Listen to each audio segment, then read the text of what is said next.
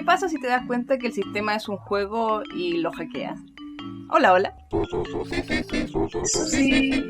Nunca abandoné la etapa de los ¿por qué? Gracias a mi padre que siempre me respondía con más preguntas. Fui así como crecí, preguntándome el mundo ansiosa de comprenderlo. El problema ocurrió cuando el por qué llegó a la escuela. Las cosas cambiaron. Cuando le haces esa pregunta a un soldado de la estructura, luego de colmar su paciencia, te responderá con tú eres el problema, eres la anomalía.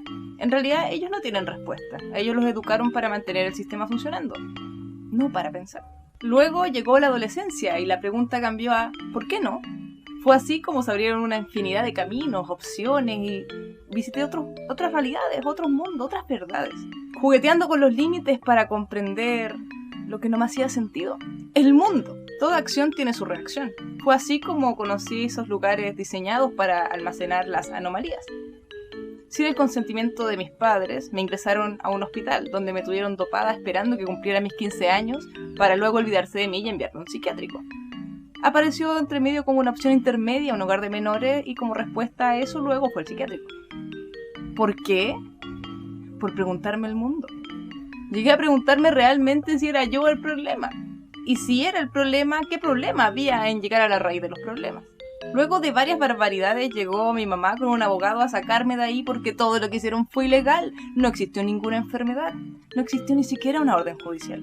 Después de un tiempo volví al sistema, pero con otras motivaciones. Empecé a escabullirme de la estructura de los planes que tenían preparados para mí. Lo tomé como lo que es, un juego. Y como tal, lo hackeé.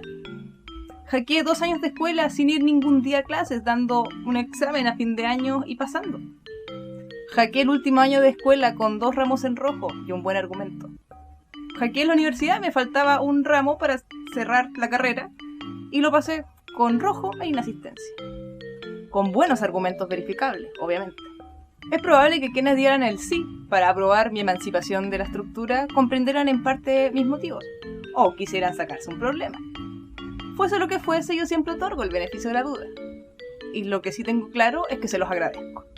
Sobreviví y aquí estoy, sin miedo. Ya sé lo que hay del lado oscuro de la estructura y también del lado oficial, y ambos apestan. La juventud me llegó hace un año, cuando empecé a hacer estos videos, cuando noté que la pregunta cambió y pasó del ¿por qué no? A ¿qué tal si...?